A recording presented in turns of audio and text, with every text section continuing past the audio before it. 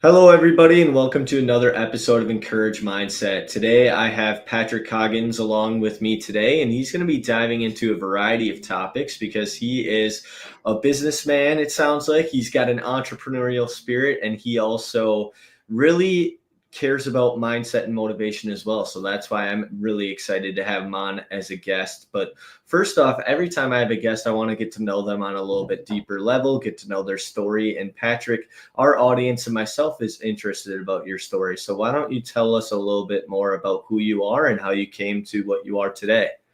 Absolutely. First of all, Ethan, thank you for having me. Much appreciated.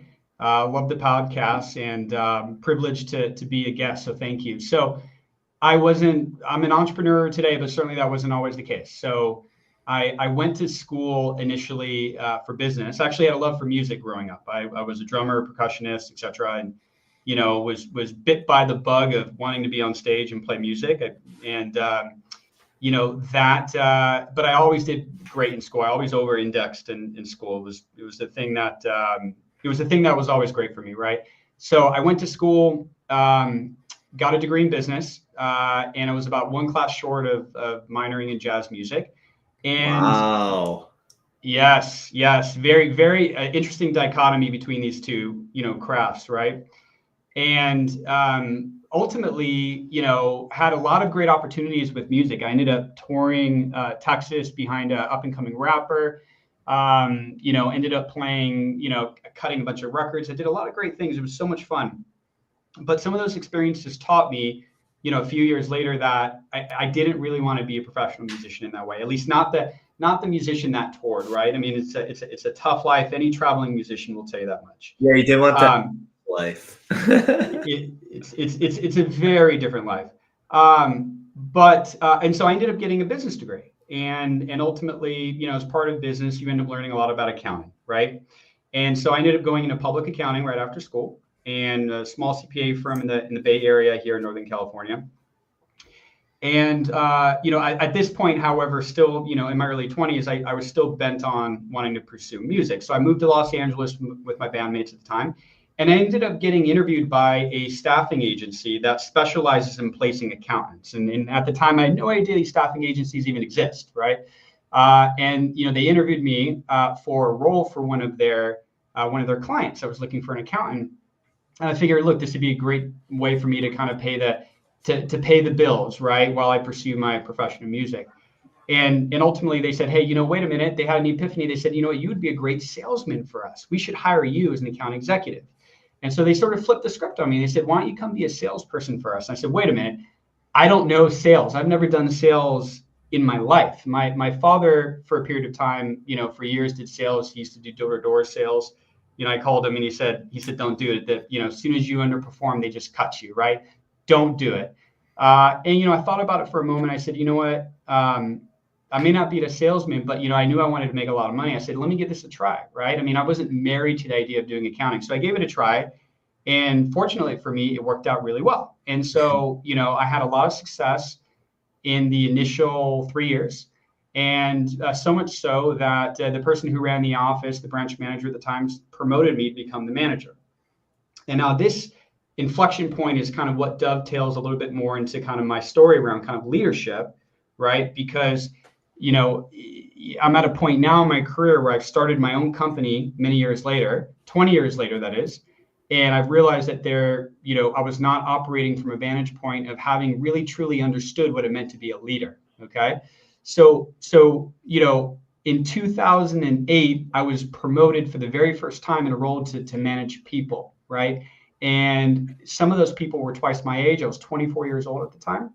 And I was given the keys to management. I had no idea what I was doing. I had virtually no training on what it was like to be a leader or a manager of people. And I fell a lot. And I'll tell you what else happened, during 2008 was the global recession, right? We had, the stock market plummeted through the floor. Businesses, went under overnight, and it was horrific, right? If you were in the workforce at that time. And, I was faced with the industry that I work in. Let me take a step back. The industry that I work in, we place accountants for a living. Okay. Companies, when they lose accountants, at the corporate level. And whether they work in finance or accounting, or they do SEC reporting, or they're CFOs, when they lose people, they come to us and say, can you help us find somebody? We need a replacement. We might need that replacement on a short-term basis, or we might need you to go kind of headhunt somebody for us on a long-term basis, right? And we'll pay you a fee for that. So that's the industry I grew up in. The challenge, it's a great business. The challenge with that business is it follows the health of the job market, right? So when the job market is not doing well, companies don't have an appetite to hire, and they don't have a budget to pay a third-party service to help them hire, then we're sort of hung out dry for a period of time, right? So we're a very kind of cyclical economic business. So in 2008, when the economy fell through the floor, I had to lay off half my staff, and half my staff were twice my age, and I had no training as a leader, let alone any skill set at my disposal to teach me the words that I should say and how to comfort somebody that was twice my age, had a family, in how it was going to relieve them of their position, right? And so then I eventually moved on from that company, and I went to go work for a company that was similar and had a great reputation in the business.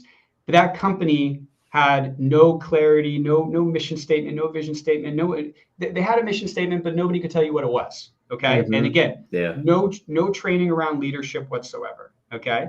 And then eventually I realized, you know what? Why don't I just do this myself? Right. This business, the actual business itself, at least at the time, I thought this is not a difficult business. I can open up my own firm. I could keep the margin. Right. And so I had the hubris and the audacity to go do that in 2019. So we started a company called CFO's Domain with my partner. And we were driven by the motivation to kind of start over with a blank sheet of paper and how we wanted to build something unique and special, right? And what we wanted to do there. And so now we have two offerings. We help people find life-changing career opportunities in the finance profession, and we help folks that are in transition, identify short-term interim opportunities, right? That can help them kind of pay the bills, but add additional skill sets to their sort of, their current skills, right? What they have presently. What I realized, Ethan, we're 6 years into this company now, right? If we round up, we're 6 years in this year, which is really exciting because, by the way, small businesses statistically don't really make it past 5 years. They just don't, mm-hmm. Right? So now we've made it past the 5-year mark, which is a big deal for us. But I realized about 3 years into our entrepreneurial journey here that our culture was suffering, okay? Because, as any startup will tell you, right? I mean, it's, path to profitability, grow, scale, you're working hard, right? There's not a lot of room to think intentionally about culture and how you treat people and how you're thoughtful about how you kind of weave that into the company, right? And how you grow that. And so I realized very quickly that, we were kind of putting the cart before the horse, so to speak, in terms of what did we really want to be about as a company? How are we going to treat our employees? How are we going to upskill them? How are we going to hold them accountable? How are we going to give them candid feedback so that we can not only get the most out of them, but that they can support us, we can support them, right? What does that look like in terms of our employees?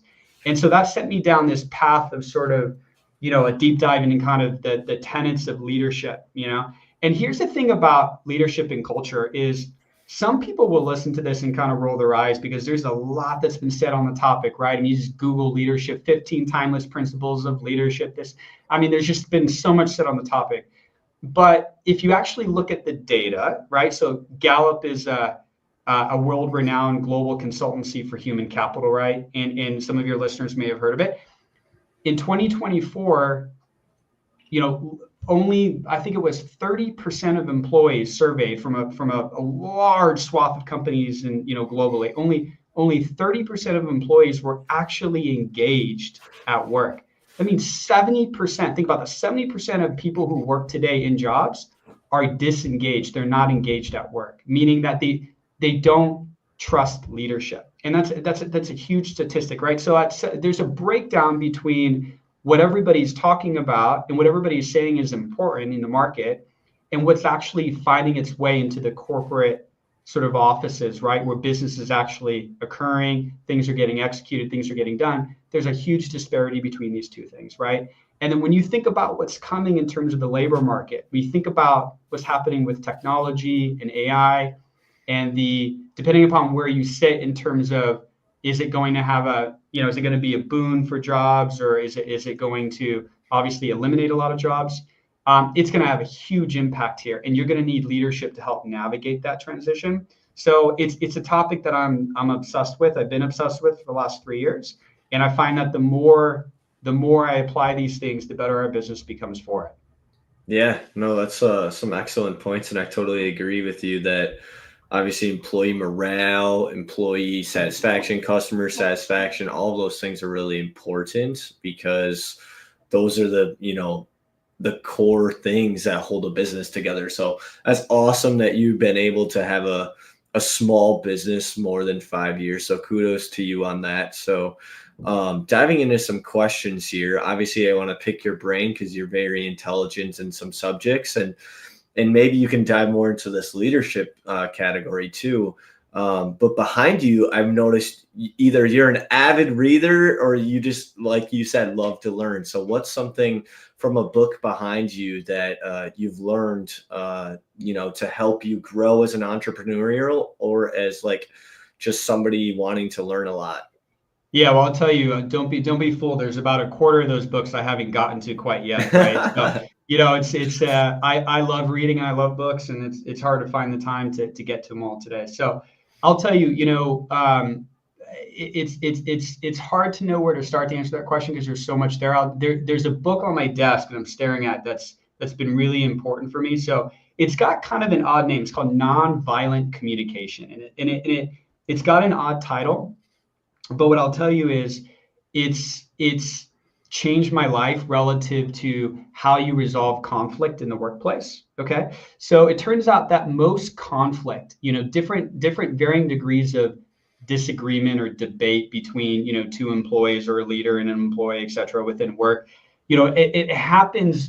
These things get out of control because one party simply isn't feeling understood or heard, right? It sounds really Mhm. simple to hear, but when you have so much conviction behind your point of view and your opinion, it's really easy to forget that it doesn't matter what you believe if you can't affect change, onto somebody else, if you can't influence somebody else to understand what your perspective is and to how to get them. If you can't influence them, it doesn't matter. It just doesn't matter, right? Because we're all out in the world, we're trying to induce some level of change, right? We're trying to change something, okay? So what this book, teaches you is they lay out a bunch of different word tracks where they say, look, here are some ways in which you might approach the situation. They use a couple of examples, which people are complete opposites of the table around some very serious like cultural issues.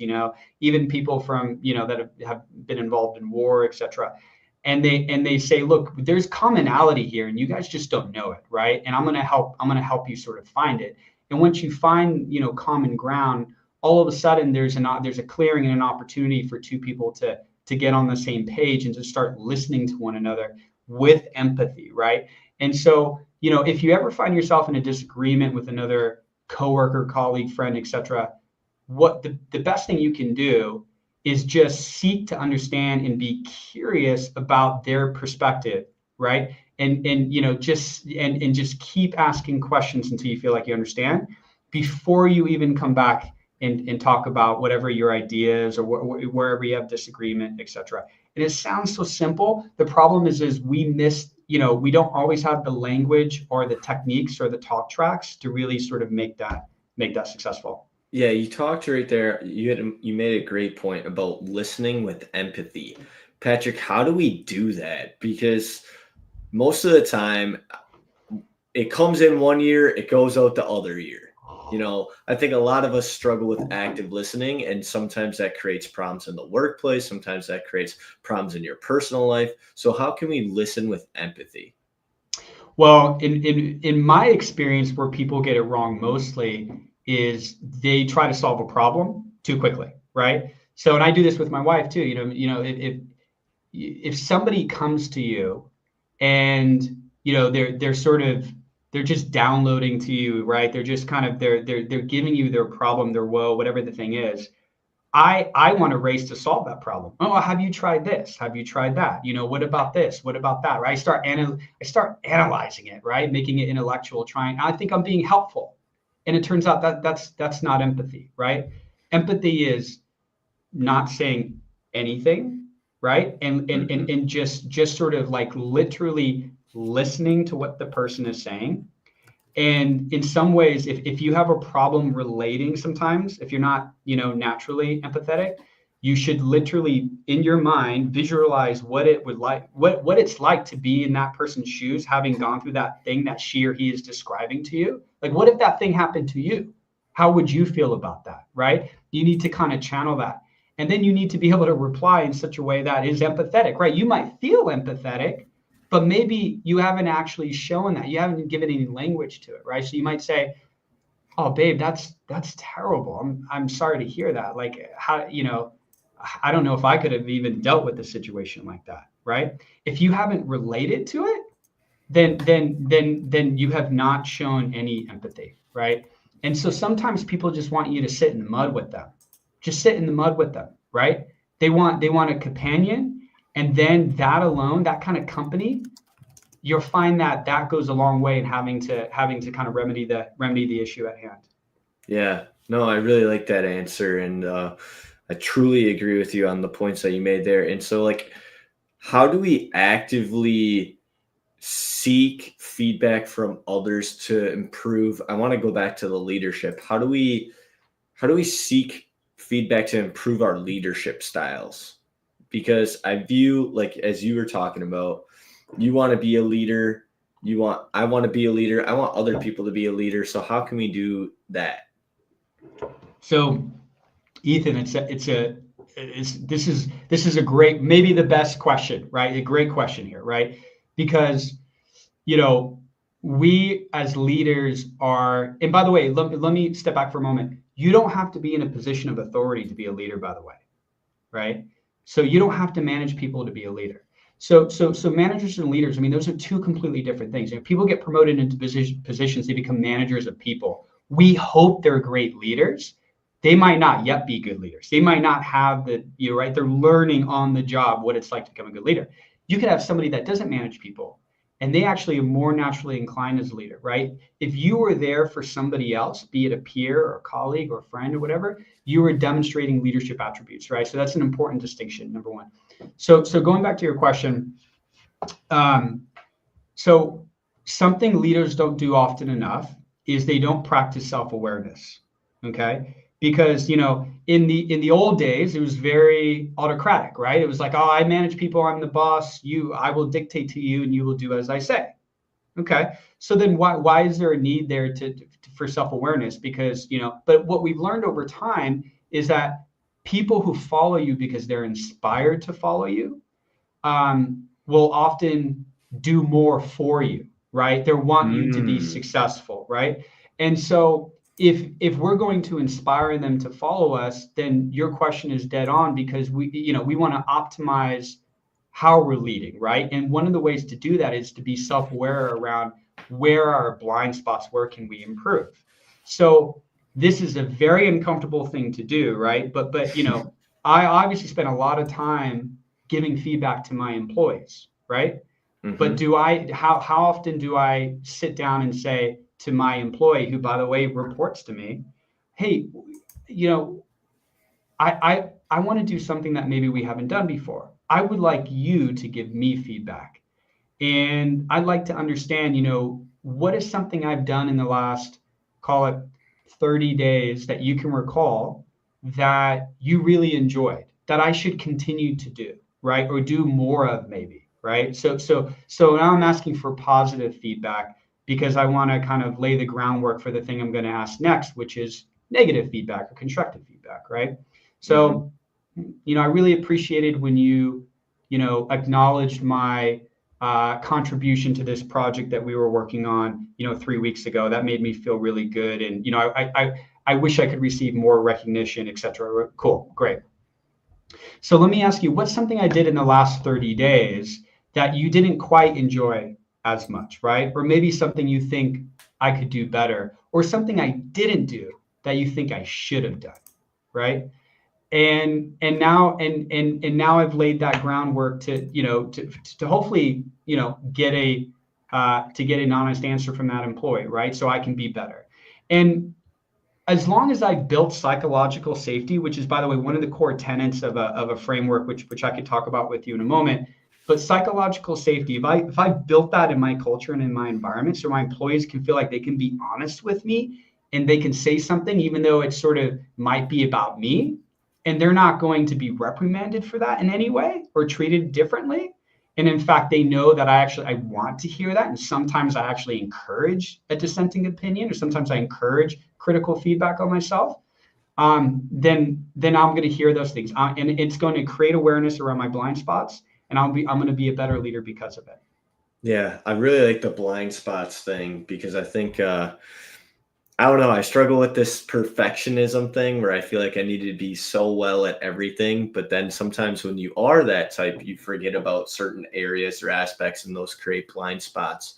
So I like that point that you brought up there. And another thing that I wanted to ask you, Patrick, today is like when we're talking about like we've been talking about communication, we talked about leadership, all of those, you know, create this thing that I want to call growth, because obviously you want to grow and develop yourself as a leader. So where did you grow and develop yourself the most as a leader? Did it come from learning from other people? Did it come just from throwing into the fire? Where did that come from for you? Yeah, I mean, my growth, I think, was mostly a result of personal reflection. This is, by the way, an opinion I have about a lot of things. Is there's so much information that you can get out into the world. There's so many books you can read, so many videos you can watch, right? Almost on every topic, including leadership. Yeah. But where you end up growing the most is just by getting out in the field and doing the work and trying it, right? And kind of like learning what works and what doesn't work, right? And you want to be careful about following the advice of people that are too theoretical and that they're not actually running businesses or doing the thing, right? Most of my growth came from actually starting a company, hiring people, right? Managing those people to metrics, seeing where they succeeded, where they didn't, what works, what didn't, right? And we have quarterly reviews at our company, right? Because I want, a dynamic feedback loop around how, how are things doing, where can we perform, etc. And but learning about what works and what doesn't work, and then reflecting on that personally, and then using then other literature or books or whatever as a soundboard to reflect on the lessons I've learned, right? Then becomes more valuable because I'm actually doing the thing, right? Mm-hmm. And that was where I grew the most, right? So if I had not started a business, if I had not put myself in a position to take the risk of leading others, I would, reading books, it just doesn't, it would not have been, would not have had the same level of contribution, is what I'd say. That's awesome. It's awesome. And for those out there, like Patrick's saying, is go out there and take a risk and give it a try. And Patrick, I've appreciated all the things you've shared today. Have you like most of the answers you gave have been extremely helpful for me. Is there anything on the podcast you feel like we left out today that you'd like to leave the audience with? Yeah, look, I would just say that leadership is an acquired skill set. When people think of great leaders, they tend to think of very charismatic figures, right? Boisterous figures that can command a room. Sometimes great leaders they can be really introverted, right? And what matters most is that you genuinely care about your people. You want to improve. If you want to improve, you're going to go out and you're going to acquire the skill set to improve, right? And you have to be able to take feedback seriously. I mean, if you're going to put yourself in a position where you're going to give feedback to others, you need to be willing to take that feedback as well, right? I mean, I think that's pretty critical there. So, if folks are looking to, here's the other thing that I'll share as well, which I think is interesting. So when people start businesses, they normally are thinking about, money, right? Financial success, right? I want to start a business, so I can make X amount of money. I can make my first million, whatever the case is. Um, it turns out that after a while, it's really more about um, being of service to others, right? And so having, however you encapsulate that, your purpose statement, your mission statement, your vision statement, however you encapsulate that, etc. But actually being purpose driven and showing up for others has a lot to do with where you actually end up finding fulfillment. And so if I had to sort of rewind the clock, I would have put a little bit more thought into the design of our business kind of around that, as opposed to, just getting out over sort of, looking at the pure play mathematics, the profitability, metrics and things of that nature, right? So I think I would encourage people to, um, think about being of service to others, and know that everybody has capacity for leadership.